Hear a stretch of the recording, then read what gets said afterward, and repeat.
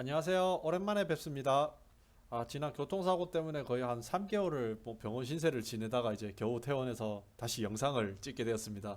많이 기다리게 해서 정말 죄송하고요. 그래도 이제 쉰 만큼 다시 열심히 많은 정보를 드릴 수 있도록 노력하겠습니다. 일단 바로 드릴 말씀은 이제 미국 대선이 눈앞이죠. 이제 10월 정도까지 이제 예상이 되는데 11월 3일 날 이제 투표를 해요. 근데 그 전에 저희들이 이제 봐야 될 것이 무엇이냐, 그거를 좀 설명드리려고 해요.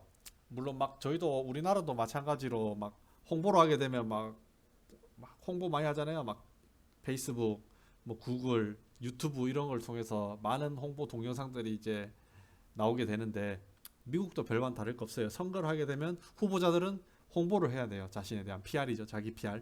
그래서 제가 전망하고 있는 것은 광고 시장이 이제 매출이 늘어날 것이다 라고 예상하고 있습니다. 즉 4-4분기쯤에 이 매출이 향상된 것을 반영돼서 아마 연말쯤에 발표를 하지 않을까라는 예상을 하고 있습니다.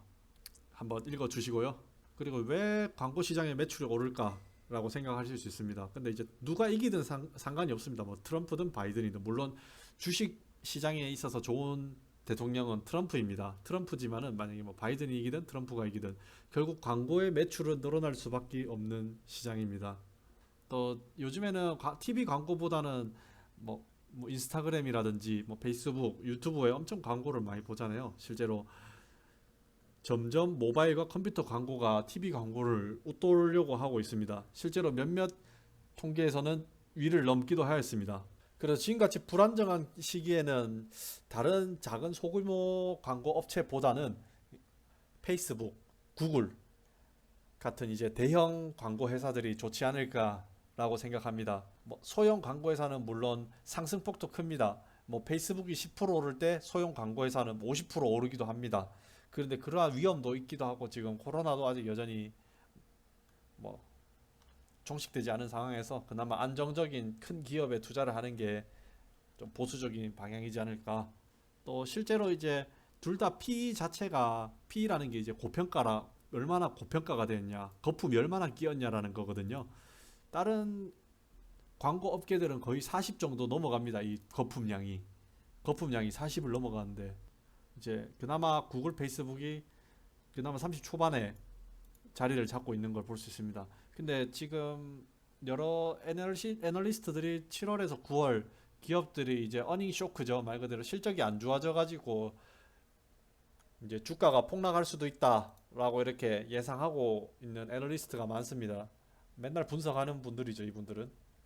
그래서 만약에 이 주가가 폭락을 했다, 7월에서 9월 사이에 폭락을 했을 때 좀 사두는 것도 나쁘지 않을 것 같다라는 저의 의견입니다.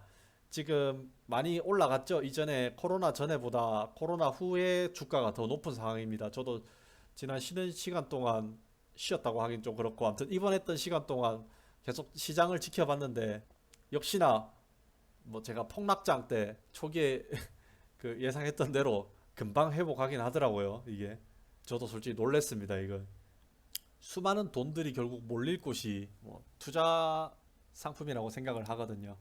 그리고 지금 이게 공포지수죠. 탐욕인데, 결국 탐욕이 이제 이게 공포지수가 낮아질수록 탐욕이 많아진다는 건데, 현재 한때는 70을 넘어섰다가도 거의 절반의 절반으로 떨어졌죠. 25 수준에 머물고 있죠. 코로나 전에 한 10에서 20 사이로 왔다 갔다 하는 정도였다면 이제 점차 시장이 안정되어 가고 있는 걸로 보여집니다. 그런데 이제 가을철 코로나 재확산에 따른 또 주가 폭락, 2차 폭락이 올 거다라고 다들 얘기를 하지만, 요즘 제 생각에는 그렇게 3월만큼의 폭락은 오기는 어렵지 않을까라는 생각입니다. 보시면 이렇게 점차 점진적으로 떨어지는 걸 볼 수 있습니다. 마찬가지로 이게 날짜로 그려놓은 건데, 이쪽 3월쯤이고 이게 현재 일자거든요.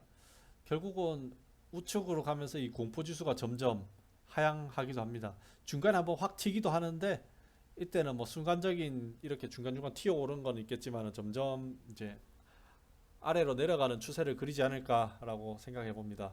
또 이제 지난 일주일간의 주가 변동인데요. 아마존이 엄청 올라졌죠. 그리고 구글, 페이스북, 마이크로소프트는 크게 오르지 못했네요. 또 이제 뭐 화이자, 대형 제약 회사들이 지금 좋은 실적을 보여주고 있습니다. 전반적으로 올라왔다고 볼 수 있겠습니다. 뭐 기술주도 기술 관련된 주식도 함께 올랐지만 소비 관련된 주식도 함께 오르고 있습니다. 근데 여전히 이 리츠 쪽, 리얼 에스테이트가 이제 뭐 부동산 쪽인데 부동산 쪽에는 좀 회복이 더디지 않나라는 생각을 해봅니다. 실제로 이제 금융주도 많이 회복을 하고 있네요. 지금 JP 모건이라든지 웰스파고는 너무 많이 떨어져가지고 지금 많이 회복했고요. 근데 뭐 한국에 계신 분들 아시겠지만 솔직히 코로나 조금 지겹잖아요. 그러니까 마스크 쓰고서라도 외출을 해서 이제 뭐 커피를 먹는다거나 실제로 스타벅스도 한때는 많이 내렸는데 아직도 이전에 비해서는 많이 내렸지만은 요즘에 저희 한국에서도 스타벅스 가보면 사람들 엄청 많잖아요. 미국도 마찬가지예요. 계속 집에 있으면 답답한 거예요. 결국은 코로나고 뭐고 간에 다들 나와가지고 뭐 소비를 할 수밖에 없는 거고 실제로 이제 스타벅스도 이제 지금은 이전에 비해서 낮지만은 점차 회복할 거라고 생각하고 있습니다. 뭐 코로나는 더 이상 이제 주가 하락의 소재가 아닌 걸로 보여집니다. 뭐 사람들 신경도 안 쓰는 것 같더라고요, 진짜. 이 화면은 어제 이제 주가가 얼마나 움직였냐에 대한 변동폭입니다.